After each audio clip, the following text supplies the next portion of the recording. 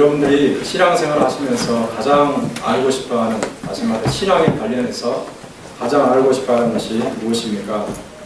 저는 개인적으로 알고 싶은 것이 두 가지가 있는데, 첫째는 인간이 어떠한 존재인가, 그리고 우리가 섬기는 하나님이 어떠한 존재인가 하는 것입니다. 인간이 어떠한 존재인지를 알게 되면 우리가 인간을 향한 하나님의 사역을 효과적으로 할 수가 있고요. 그리고 하나님이 어떠한 분인가를 알게 되면 우리가 하나님을 어떻게 섬겨야 될지를 알 수가 있습니다. 그리고 그 하나님을 세상에 바로 증거할 수가 있겠죠. 이렇게 우리가 인간을 알아야 되고 하나님을 알아야 되는데, 보다 본질적인 내용인 하나님을 제대로 알기 위해서는 어떻게 해야 될 것인가? 가장 정확하고 가장 확실하게 하나님을 알 수 있는 길이 무엇일까? 그것은 우리가 기록된 성경 외에는 다른 길이 없습니다. 왜냐하면 우리가 섬기는 하나님은 사실 우리 눈에 보이지 않잖아요. 그리고 그분의 음성이 잘 들려지지 않기 때문에 성경에 기록되어 있는 하나님을 아는 것 외에는 우리가 다른 길이 없는 것 같습니다. 그래서 하나님을 알기를 소원하는 사람들은 성경을 부지런히 읽고 성경을 부지런히 공부하는 것, 이것이 가장 척도로 생각이 됩니다. 여러분이 믿고 섬기는 하나님을 제대로 알기 위해서 성경을 얼마나 가까이 하시고 성경을 얼마나 진지하게 공부하고 계십니까? 성경을 읽을 때 우리가 흔히 우리가 뭐냐면은 언제 누가 어떤 일을 했다, 이 정도의 관심을 갖습니다. 그런데 그것보다는 사실 언제 누가 무엇을 했다, 이것보다는 성경에 나타나 있는 하나님의 구원 역사가 어떠한 것인지, 하나님께서는 사람들을 어떻게 다루시는지, 하나님께서는 사람들에게 무엇을 기대하시는지, 이런 부분을 관심을 가지고 읽으시면 우리가 하나님을 제대로 알 수가 있습니다. 구약 성경에 하나님에 대해서 직접적인 진술도 있고 또 간접적으로 묘사된 것도 있는데, 오늘 성경에 보면은, 우리가 읽은 본문에 보면은 하나님께서 직접적으로 이렇게 잘 드러나지 않습니다. 그러나 야곱의 삶의 현장에 나타난 하나님의 그 섭리의 역사가 있고요. 우리가 이 사건을 통해서 우리가 사랑해야 될 하나님이 어떤 분인지 깨달을 수가 있습니다. 야곱의 삶을 우리가 잠깐 돌아보면은 그 사람은 굉장히 외로운 사람이었죠.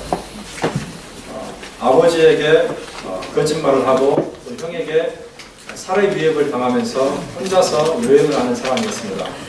그러던 중에 베델이라는 땅에서 하나님을 만나게 되죠.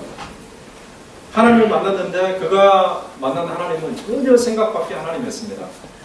자기가 아버지를 속이고 또 형에게 살해 위협을 받아서 도망치고 있는 현장에서 나타난 하나님은 자기와 함께 하시는 하나님, 자기에게 복을 주겠다고 약속하시는 그런 하나님이셨습니다. 전능한 하나님께서 야곱이 어디로 가든지 함께 해주시겠다고 철저하게 약속을 해주셨습니다. 그래서 그 약속을 붙들고 그가 외삼촌의 집으로 갔는데, 그 외삼촌의 집에서 야곱이 20년을 머무르게 됩니다. 사실 어머니와 헤어질 때는 몇 달 이 정도로 생각을 했는데 거기에 와보니까 사실 몇 달 정도로 끝나지 않고 그의 삶이 20년을 지속하게 되는데, 이 20년 동안에 야곱이 삶의 이유를 발견하는 한 사람을 만나게 되는데, 그 누구냐면은 라헬이라는 사람이었습니다. 자기 외삼촌 라반에게는 두 딸이 있었죠. 한 사람은 레아이고 한 사람은 라헬이었습니다. 이 자매가 레아와 라헬이 있는데, 야곱의 눈을 사로잡은 여인은 큰딸 레아가 아닌 작은딸 라헬이었습니다. 우리가 본문 17절에 보면은 레아에 대해서 어떻게 말을 하냐면요, 레아는 시력이 약했다, 이렇게 말합니다. 레아는 시력이 약했다. 시력이 약했다는 것을 본문을 좀 더 조사를 해보면 무슨 뜻이 되냐면은 눈이 부드러웠다, 이런 말이에요. 눈이 부드러웠다. 이거는 무슨 말일까? 많은 사람들이 이렇게 해석을 합니다. 눈빛에 스파크가 일지 않았다. 눈빛에 스파크가 일지 않았다. 그래서 강렬하지 못했다는 거죠. 고대 사회에서는 여인의 눈빛이 강렬해야 미인으로 인정이 되었다고 해요. 오늘날에도 그런지는 잘 모르겠습니다. 강렬한 눈빛의 소유자가 미인인지 여러분들이 판단하실 것입니다. 반면 라헬은 어떤 여인이었는가? 고대 사회 남성들이 사랑할 수밖에 없는 그런 여인이었습니다. 모든 매력을 다 가지고 있는 여인이 바로 라헬이었습니다. 야곱도 남자인지라 보통 사람들이 좋아하는 라헬을 좋아하게 되었습니다. 어느 정도로 좋아했냐면요, 20년 자기 외삼촌의 집에서 머무는 동안에 무려 14년 동안을 라헬 때문에 단 한 푼의 월급을 받지 않았습니다. 14년을 단 한 푼의 월급을 받지 않고 일을 했는데, 무엇 때문인가? 자기가 사랑하는 라헬 때문이었습니다. 라헬을 아내로 얻기 위해서 무려 14년 동안 무임 노동을 한 것이죠. 맨 처음에 이제 야곱이 외삼촌의 집에 가니까 외삼촌이 그런 말을 합니다. 한 달이 이제 지나고 난 다음에 한 달 후에 이렇게 말합니다. 계속해서 너에게 그냥 일만 하게 할 수 없으니까 보상을 얘기해라, 이렇게 말합니다. 그러니까 야곱이 굉장히 지혜로웠던 것 같아요. 제가 외삼촌을 위해서 열심히 일할 테니까 라헬을 아내로 주십시오. 그래서 딜을 합니다. 그래, 네가 7년간을 나에게 섬기면은, 월급을 받지 않고 섬기면은 내가 라헬을 너에게 아내로 주겠다. 다른 사람에게 주는 것보다 조카에게 주는 것이 낫지 않겠냐, 이렇게 딜을 하게 됩니다. 7년간을 섬기고 나서 이제 결혼식이 있습니다. 그 당시 결혼식은 무려 7일 동안 이렇게 진행되었습니다. 근데 결혼식을 이제 밤에 하는데요. 결혼식을 하고 첫날밤을 치르고 나서 아침에 일어나 보니까 그가 함께 첫날밤을 치렀던 여인이 라헬이 아닌 레아로 밝혀졌습니다. 여러분 생각해 보세요. 우리 7년간을 그 여인을 위해서 일을 했는데 아침에 일어나 보니까 그 여인이 아닌 레아라는 말이죠. 그래서 얼마나 속이 상했겠습니까? 그래서 야곱이 외삼촌에게 강력하게 항의를 했습니다. 그렇지만 이미 끝난 일이었어요. 그 외삼촌 라반이 머리를 씁니다. 네가 진짜로 라헬을 아내를 얻기를 원하면은 이 7일간의 결혼 잔치를 지낸 다음에 라헬을 너에게 주겠다. 대신 그 후 7년 동안 다시 나에게 무임으로 일을 해주라. 이렇게 해가지고 야곱은 자기가 굉장히 머리가 좋은 것으로 생각을 했는데 자기 외삼촌에게 당했습니다. 그래서 14년간을 월급 한 푼 받지 못하고 일을 했습니다. 근데 우리가 여기에서 한 가지 관심을 기울일 필요가 있는데, 야곱이 이렇게 라헬을 위해서 일한 기간이 7년이었고 또 후에 또 7년이 되는데, 이 기간을 어떻게 여겼는가? 여러분 20절을 보시기 바랍니다. 20절에 보시면은 야곱이 이 라헬을 위해서 일한 7년 동안을 어떻게 여겼는가? 여기 보면은 며칠같이 여겼다, 이런 말이 있습니다. 7년을 며칠같이 여겼다. 7년이 얼마나 긴 시간입니까? 그렇죠? 굉장히 긴 시간이에요. 여러분 만약에 여러분 초등학교를 다닌다고 생각해서 1학년에 들어가서 6학년 졸업할 때까지 정말 세월을 가지 않습니다. 중학교에 들어가서 고등학교 졸업할 때까지 세월이 가지 않을 정도로 긴 시간이 6년, 거기에 7년은 더 길죠. 그런데 야곱이 7년을 며칠같이 여겼다고 이렇게 되어 있습니다. 왜 그랬는가? 그 앞에 이유가 나오겠죠. 라헬을 사랑하는 까닭에, 라헬을 사랑하는 까닭에. 한 남자인 야곱이 한 여인인 라헬을 사랑하는 정도가 너무나 심해가지고 너무너무 사랑해가지고 그 7년이라는 긴 기간을 며칠같이 여겼다는 거예요. 그냥 쏜살같이 지나갔다는 거예요. 그래서 7년 동안 모임으로 일하는 것이 결코 무거운 부담이 아니었다. 기쁘게 감당할 수 있었다는 사실을 알 수 있습니다. 우리가 이 부분을 통해서 한 가지 생각할 수 있어야 돼요. 이 부분을 단지 남녀 간의 관계로만 생각하고 끝날 것이 아니라 하나님에 대한 우리의 관계로 확대 적용할 수가 있습니다. 하나님께서 우리에게 맡겨주신 교회의 사명을 우리가 생각할 수가 있습니다. 우리가 신앙생활 할 때요, 가끔씩은 신앙생활이 힘들 때가 있어요. 힘들 때가 있고 또 힘들게 여겨질 때가 있습니다. 힘들게 느껴질 때가 있습니다. 하나님께서 우리에게 맡겨주신 일 자체가 무거운 부담이 될 때가 있습니다.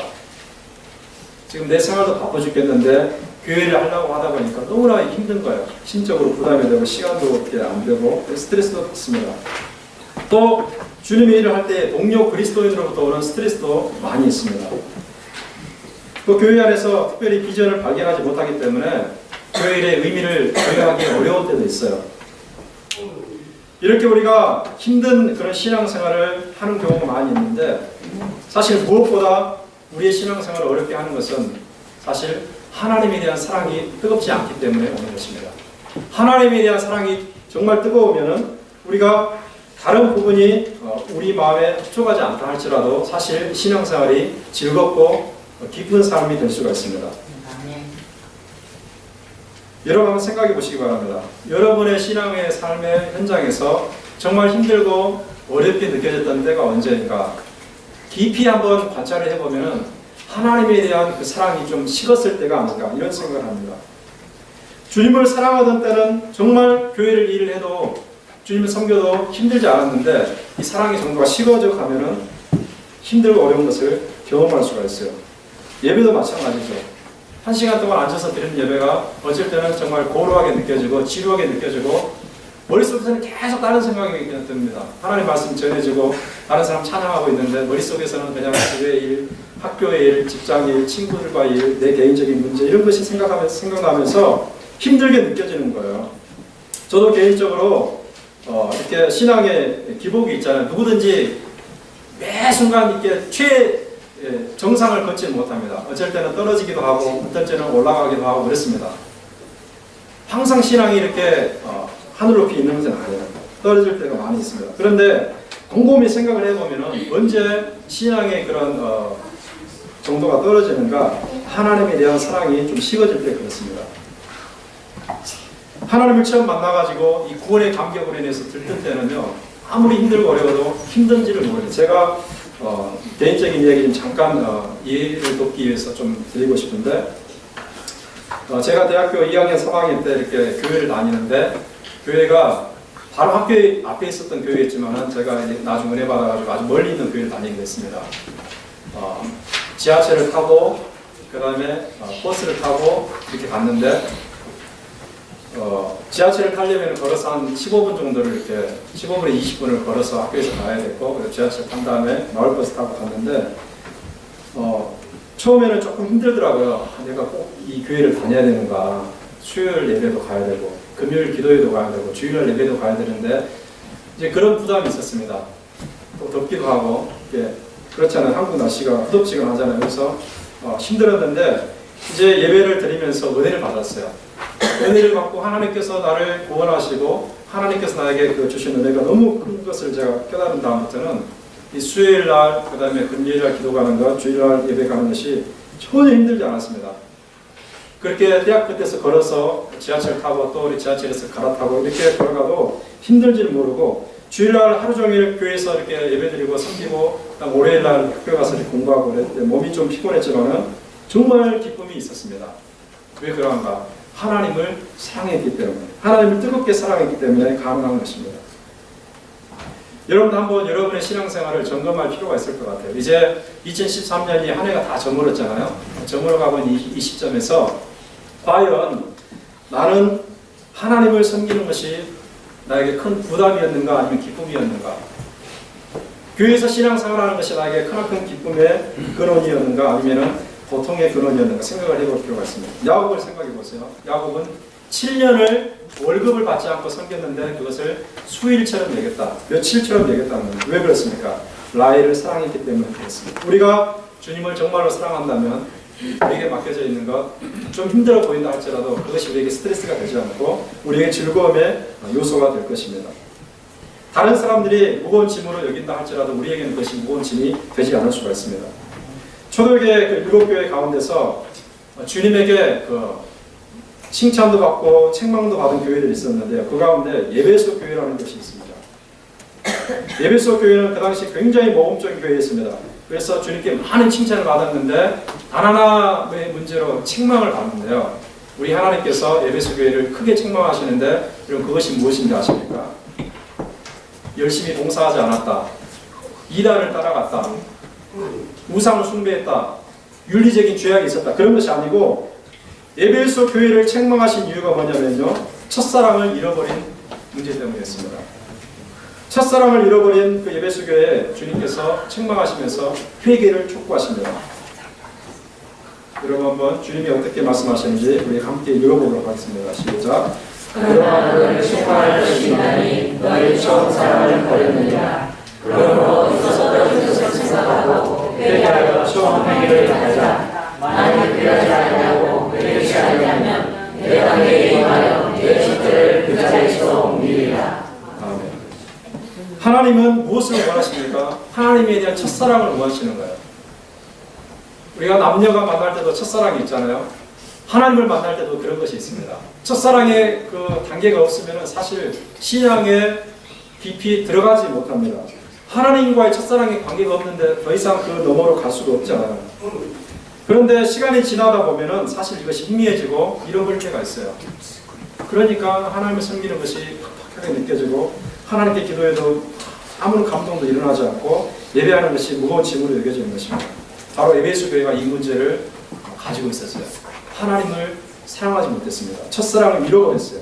다른 모든 것이 있었지만 봉사도 있었고 모든 것이 있었지만은 하나님에 대한 첫사랑이 잃어버리기 때문에 이 부분이 하나님에게 책망을 받는 요소가 되었습니다. 어떻게 경고하십니까? 촛대를 옮겨버리겠다.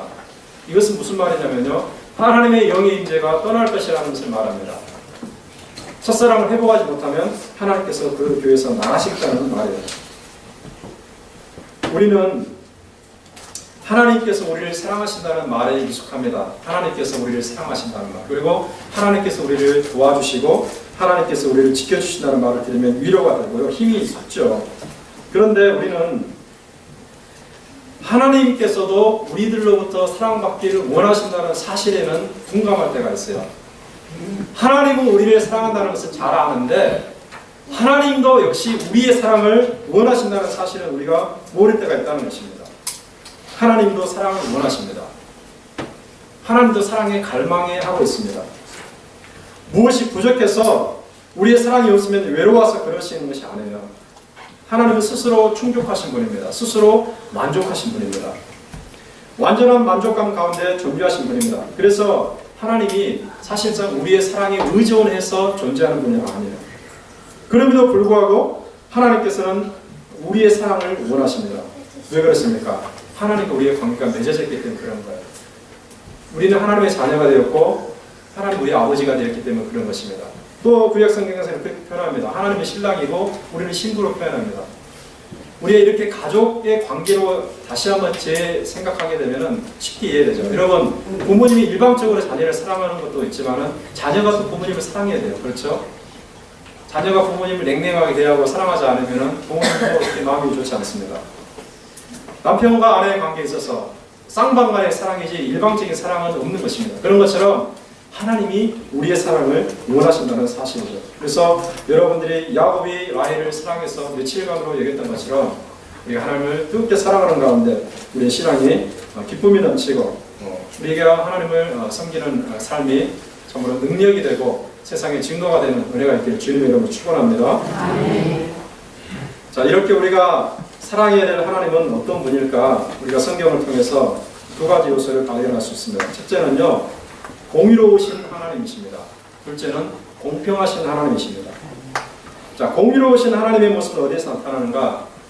라반이 야곱에게 대우하는 그 처우를 보면 알고요. 공평하신 하나님은 레아가 아들을 낳은 모습을 통해서 나타납니다. 제가 하나씩 조금 더 설명을 해드리겠습니다. 서두에서 우리가 살펴본 것처럼 그 첫날 밤을 치른 다음에 야곱이 깨달았잖아요. 삼촌이 나에게 거짓말을 했구나. 전혀 자기가 원치 않는 여인과 첫날 밤을 지냈습니다. 그래서 따졌죠. 외삼촌이 도대체 왜 나를 속였습니까? 정말 화가 났을 거예요. 누구보다 강교하고 머리를 잘 굴리는 야곱이 외삼촌에게 당한 순간이 있습니다. 여러분, 우리말에 그런 말 있잖아요. 뛰는 자 위에 어떤 사람이 있다고 합니까? 나는 자가 있습니다. 자기는 뛴다고 생각하는데 그보다 더 이렇게 뛰어난 나는 자가 있다는 거죠. 라반이 그런 나는 사람이 있습니다. 그런데 우리가 여기에서 그냥 인간적인 차원의 속임수만 생각해서는 안 돼요. 정말 라반이 치사하고 신실치 못한 사람이다. 이것만 생각하고서 라반을 욕하는 정도에 그치는 것이 아니라 이 야곱이 당한 배신 배후에 보이지 않는 하나님의 손길이 있음을 알아야 됩니다. 어떻게 보면요, 이 사건은 하나님께서 야곱에게 깨닫게 하시고 야곱을 징계하는 사건이라고 말할 수 있습니다. 하나님의 공의로우심을 알 수 있는 거죠. 여러분, 무슨 말인가? 하나님이 자신의 공의로우심을 이 사건을 통해서 어떻게 보여준다고 말하는 것인가? 여러분 좀 더 거슬러 올라가 보면은 야곱이 도망치게 된 계기가 무엇이었습니까? 자기 아버지를 속였잖아요. 그 다음에 자기 형을 속였어요. 자기 형이 받아야 될 것을 받아가지고 도망쳤어요. 그러니까 형과 아버지를 속였을 때, 그리고 이 속임수가 들통났을 때 아버지와 형이 느꼈을 당혹감 얼마나 컸겠습니까? 저런 강교한 야곱에게 당하다니 얼마나 힘들었겠습니까? 배신감과 당혹감이 굉장히 컸을 것입니다.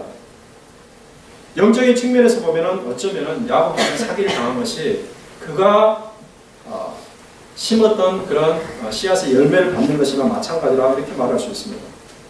하나님은요 어떤 분인가? 공의로우신 분이에요. 결코 야곱의 죄악을 그냥 지나치지 않으십니다. 물론 베델에서 나타나셔가지고 그에게 복을 주겠다고 약속하셨고 그와 함께 하시겠다고 약속을 하셨지만 그럼에도 불구하고 야곱이 그 저지른 죄악까지 하나님이 간과하시는 것은 아닙니다. 야곱이 다른 사람을 아프게 했다면 그것이 얼마나 크나큰 죄악인지를 그 스스로 깨닫게 하기를 주님께서 원하시는 거예요. 그 죄악의 결과가 무엇인지를 뼈저리게 깨닫게 하시는 것입니다. 그래서 다시는 그런 죄악을 저지르지 못하도록 하나님께서 정말 가슴 아픈 교훈을 주시는 것이죠. 우리는 흔히 그런 말을 합니다. 뿌린 대로 거둔다. 뿌린 대로 벌죠. 콩을 뿌리면 콩을 얻게 됩니다. 벼를 뿌리면 벼를 얻게 됩니다. 그러나 이것은요 자연의 세계에서만 해당되는 그런 원리가 아니고 하나님께서 다스리시는 모든 세계에서, 특별히 우리 영적인 세계에서 동일하게 해당되는 원리이기도 합니다. 여러분 사도 바울이 한 말씀을 같이 읽어보도록 하겠습니다. 시작. 스스로 조심하라. 나를 모시는 일을 다시 알겠으니 사람이 무엇을 심는지 그대로 보리라. 자기에게 죄를 하신 자는 죄로서 그것을 거두고 성령을 하신 자는 성령으로 용서를 받으리라. 아멘. 사도 바울을 통해 하나님은요 우리가 심는 대로 거둔다는 법칙을 알게 하십니다. 만약에 우리가 죄악된 육체의 본성을 위해서 그렇게 뿌리는 삶을 산다면 이것으로부터 썩어진 것을 거둘 것이다. 멸망할 것을 거둔다는 거죠. 반면에 우리 안에 하나님이 불어넣어 주신 생명, 성령의 이끌림을 따라서 그렇게 성령의 이끄심을 따라서 우리가 뿌린다면 그 결과 우리는 영성을 거둘 것이라고 말씀합니다. 여러분은 무엇을 위해 심고 있습니까? 여러분이 지난 한 해 동안 무엇을 위해 심으셨습니까? 생각을 해보시기 바랍니다. 나는 과연 무엇을 위해서 지금 심고 있는가? 썩어질 것을 위해서 심고 있는 것은 아닌가? 하나님이 주실 영원한 생명을 위해서 심고 있는 삶인가? 여러분이 곰곰이 생각해 볼 필요가 있습니다. 우리가 무엇을 심든지 하나님 그대로 거두게 하시는 공의로우신 하나님이십니다. 실제로 있었던 일인데요. 굉장히 좀 무서운 이야기라서 제가 이 예화를 드려야 될까 말까 고민하던 중에 이해를 돕는다는 생각으로 제가 이해를 드리겠습니다. 한국 교회에서 상당한 위치가 있었던 어떤 목사님이 계셨어요. 총회에 참석하셨습니다. 근데 총회에서 총회의를 하는 가운데 성찬식을 하게 됩니다. 근데 성찬식을 하게 되는데 총회에서 이 목사님의 뜻대로 회의가 진행이 안 됐어요. 이 목사님께서 원하시는 것이 있었는데 뜻대로 안 되고 다른 사람의 뜻대로 이렇게 돼가자 이 목사님이 화가 나가지고 이 성찬을 위해서 준비된 성찬상을 뒤엎어버렸어요. 성찬식을 하기 전에 성찬상을 뒤엎어버렸어요. 그런데 아무런 일도 일어나지 않았습니다. 그런데 하나님은 그냥 묵묵히 지켜보시고 계시고 하나님께서 나중에 일을 하시는데 어떻게 일을 하시냐면 시간이 좀 흘러가지고 이 목사님이 교회 건축을 하시는 중에 그 건축 현장을 돌아봤습니다. 건축 현장을 돌아보는데 덤프트럭에 벽돌이 가득 담겨 있었는데 벽돌의 무게가 한쪽으로 쏠려가지고 이렇게 무너졌어요. 무너지게 돼가지고 이 목사님이 거기를 지나다가 축사하고 나왔습니다. 정말 무서운 일이었습니다. 자기의 뜻대로 되지 않는다고 해서 하나님의 거룩한 성찬성을 뒤엎어 버렸어요. 하나님께서는 그가 뿌린 대로 거두게 하신 공의로우신 분임을 이 사건을 통해서 보여주고 계신 것입니다. 우리는 하나님을 제대로 알아야 됩니다. 하나님은 어떤 분인지 알아야 돼요. 내가 지금 하나님을 위해서 무엇을 뿌리고 있는가? 내가 지금 교회를 위해서 무엇을 뿌리고 있는가? 나의 행동이 어떤 것인가? 주의 깊게 살펴볼 필요가 있습니다. 나에게 재앙으로 돌아올 것을 위해서 우리는 뿌려서는 안 돼요. 하나님 우리를 복주기를 원하십니다. 하나님은 우리의 인생에 은총을 주기를 원하십니다. 우리가 그것을 받는 사람이 되어서 그와 같은 열매를 우리가 얻기 원한다면 우리가 그에 합당한 것을 뿌려야 됩니다. 선한 것을 뿌려서 복된 것을 뿌려서 선하고 복된 것을 받을 수 있는 여러분 되시길 주님의 이름으로 축원합니다. 자, 이렇게 하나님은 공의로우신 하나님과 더불어서요 공평하신 하나님이심을 보여주는데 이 사실이 레아의 출산을 통해서 나타납니다. 무슨 말인가? 야곱이 지금 레아와 라헬이라는 두 여인 같이 결혼했잖아요. 그래서 이제 살아가는데 사실상 야곱은 레아를 좋아하지 않습니다. 야곱이 사랑하는 여인은 라헬인데 여러분 본문에 어떻게 나타나냐면은 제가 한번 읽어보겠습니다. 여호와께서 레아가 사랑받지 못함을 보시고 그의 태를 여셨으나 라헬은 자녀가 없었더라. 레아가 임신하여 아들을 낳고 그 이름을 루벤이라 하여 이르되 여호와께서 나의 괴로움을 돌아보셨으니. 자, 야곱은 레아보다 라헬을 더 사랑했어요. 그런데 하나님께서는 그 소외된 레아를 돌아보십니다.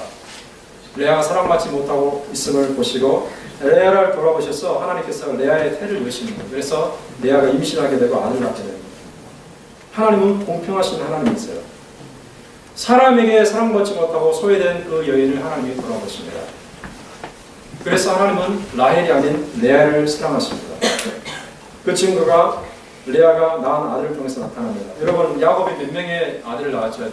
토탈 12명의 아들을 낳았죠. 딸 한 명을 낳았는데 12명의 아들과 딸 한 명 중에서 레아가 낳은 자녀가 어떤 자녀냐면요, 우리 6명의 아들과 딸 하나 있어요. 반면에 라헬은 나중에 아들을 낳게 됩니다. 야곱과 요셉과 베냐민을 낳게 되죠. 그런데 우리가 여기서 한 가지 더 주목할 것이 뭐가 있냐면요, 레아가 오늘 본문에 보면은 첫 번째, 두 번째, 세 번째, 네 번째 아들을 낳게 되는데 세 번째 아들이 누구냐면요, 레위라는 사람이죠. 레위는 여러분 어떤 사람입니까? 나중에 모세시대로 가면은 어떤 지파가 됩니까? 제사장 지파가 돼요. 네. 레위 자손이 제사장 직무를 감당하게 됩니다. 그리고 네 번째 아들의 이름이 뭡니까 여러분? 유다죠, 유다. 그런데 유다가 나중에 왕정 시대로 가게 되면 어떤 족속이 됩니까? 왕을 배출한 족속이 되는 거예요. 그러니까 레아가 낳은 아들 중에서 이 레위와 유다는 제사장과 왕족이 되는 것입니다. 구약 이스라엘에서 제사장, 왕은 가장 높은 직책이었어요. 자, 야곱에게 사랑을 받지 못하는 레아가 이렇게 제사장 가문을 배출하고 왕의 가문을 배출했습니다. 여기에서 우리는 알 수 있어요. 하나님이 얼마나 공평하신 분인지. 사람에게 따돌림을 당하고 소외를 받으면 하나님은 그 사람을 사랑해 주십니다. 그래서 그 따돌림과 소외를 잊어버리게 하나님께서 하신다는 거죠. 사람에게 좀 더 사랑을 많이 받는 경우는 하나님께서 조금 모른 체 하셔도 괜찮은 것입니다. 하나님의 관점에서 그래요. 여러분, 우리나라 사람 중에서 여기 보시면은 이 사진은 조금 더 양호하게 나오는데 송명희 씨라는 시인이 있는데요. 정말 몸이 많이 뒤틀려 있습니다. 태어날 때부터 뇌성마비로 태어났어요. 제가 이분에 관한 기사를 쭉 읽어보니까 원인이 뭐였냐면은 의사가 이 태아인 상태에 그 뇌를 잘못 건드려 가지고 이 낳을 때부터 뇌가 그냥 이렇게 완전히 손상돼서 나왔다고 그래요. 이 송명희 씨가 자기 인생에 너무나 비참해가지고 특히 티네이저 때, 사춘기 때 너무 이게 민감하잖아요. 그래서 자기 엄마를 저주하고 원망하고 하나님을 저주하고 또 기도원에서 자기에게 기도하는 사람들 원망하고 저주하고 이런 지옥 같은 삶을 살았는데 나중에 이 사람이 이 진정으로 예수님을 만나게 됩니다. 만나고 나서 하나님이 주시는 그 시를 받아 쓰는데 여러 시를 썼죠. 그 중에 우리가 잘 아는 시, 나 가진 재물 없으나, 이런 공평하신 하나님을 노래하잖아요. 이분이 이 시를 쓰고 나서 나중에 교통방송을 통해서 돈 받아가지고 책으로 출판하게 됩니다. 여기에 보면은 사실 이 송명희 씨가 하나님을 공평하신 하나님을 부를 이유가 없습니다. 어떻게 그 여인에게 하나님 공평하신 하나님이십니까? 되지 않죠. 송명희 씨에게 하나님은 공평하신 하나님이 아니라 자기 인생을 저주로 몰아넣는 그런 하나님이십니다. 그래서 이 시를 쓰는 그 도중에도 하나님께 같이 말을 했다고 합니다. 하나님, 당신은 공평하신 하나님이 아닌데 왜 공평하신 하나님이라고 자꾸 그럽니까? 그러니까 하나님께서 나는 공평하신 하나님이시다. 받아줘라. 계속해서 그랬다고 해요. 그 안에서 내적인 어떤 갈등과 음성이 있었던 것 같아요. 나중에 이 여인이 깨닫고 보니까 다른 사람에게 다른 사람에게 있는 것이 없죠. 사실은 물질도 없죠, 지식도 없죠, 외모도 없죠, 명예도 없죠, 아무것도 없어요. 건강도 없죠. 그런데 하나님 은혜에 깊이 들어가서 살펴보니까 다른 사람이 보지 못한 영적인 세계를 보았어요. 다른 사람이 듣지 못한 하나님의 음성을 들었고, 다른 사람이 알지 못하는 진리를 알게 되었고, 남에게 없는 영원한 생명을 얻었어요. 하나님의 만져주심과 하나님의 은총을 경험을 했어요. 하나님께서 자신의 인생을 저주의 상태로 내버려 두지 않으시고 하나님께서 안아주셨다는 것을 깨달았어요. 그래서 이 사람이 하나님을 공평하신 하나님이라고 노래하고 우리에게도 그런 증거를 주고 있습니다. 여러분에게 하나님은 어떤 분이십니까? 우리에게 하나님은 어떤 분인가? 우리 곰곰이 생각할 필요가 있겠죠. 뇌성마비 환자 송유영 씨가 노래하신 공평하신 하나님이 여러분의 하나님이십니까? 야곱의 사랑을 받지 못하는 레아가 체험한 나의 괴로움을 돌아보신 은총의 하나님입니까? 하나님은 우리에게 공평한 은혜를 베풀어 주십니다. 우리는 가끔씩 비교할 때가 있잖아요. 다른 사람과 자꾸 비교를 해요. 인간이란 어쩔 수 없는 것 같아요. 비교하다 보면은 상대적인 박탈감을 느낍니다. 사실 나 혼자 있을 때는 그래도 나는 괜찮은 것 같다 이렇게 느꼈는데, 나보다 위에 있는 사람을 생각을 해봅니다. 저 사람은 돈도 많은데 나는 없어. 저 사람 학위도 있는데 나는 없어. 저 사람은 외모도 멋졌는데 나는 외모도 멋지지 않아. 저 사람은 많은 사람도 많은데 나는 사람도 많지 않아. 저 사람은 재능도 있는데 나는 재능도 없어. 이렇게 해서 계속해서 비교하다 보면은 상대적인 박탈감을 느끼게 됩니다. 열등감을 느끼게 되고, 심한 경우에 우울증에 빠지게 되고 자살하는 경우도 있습니다. 우리는 그렇게 비교해서는 안 돼요. 하나님과 나와의 관계를 1대1로 설정을 한 다음에 하나님이 나에게 베풀으시는 은총이 얼마인지를 생각해 볼 필요가 있어요.